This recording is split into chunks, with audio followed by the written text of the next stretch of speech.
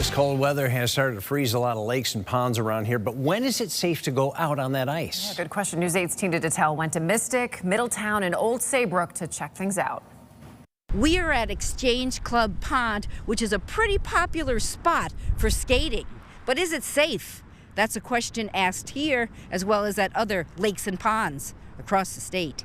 This Old Saybrook pond may look frozen, but is the ice thick enough to hold Ben Dettelson and a few of his co-workers who may want to play some pond hockey at lunch? It looks like there's about 3 inches of it, and with cold weather like we have now, you can probably expect an inch a day, I think. Dettelson says he'll give it a few more days. Luckily, too, this is more a shallow pond, but, if it's deeper water, you try to be more aware, stay away from the center of the ice, try to stay closer to the edges. The town helps people out by posting regular updates on the thickness of the ice and whether it is safe or not.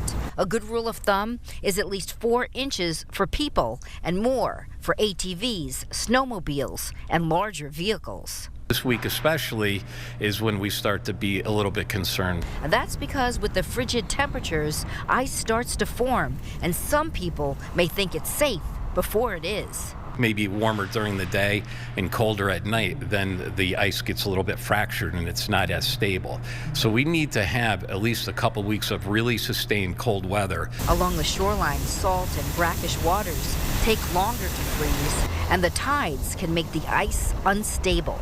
So if it's high tide, you might have water right underneath the ice. If it's low tide, you might have up to a gap of 18 inches between the ice and the water. The South Fire District in Middletown, which trains for and has rescued people and pets from icy waters, urges people to call 911 for help because oftentimes those trying to save their friend or dog fall through the ice themselves. If that happens, the chief says don't panic. Put your arms out straight and try to crawl out of the water. If you do start to make your way out of the ice, you have to lay flat. You want to disperse your body weight. And once you get up on top of the ice, roll. Roll towards the shoreline until you get to the shoreline. And you should never be out there by yourself. Not every town tests its ponds, and even if it does, it doesn't necessarily test all the ponds in town. Now here in Old Saybrook, there's another pond, Crystal Lake, which they say don't go on that because it's not tested and it may not be safe. In Old Saybrook, Tina Detel, News 8.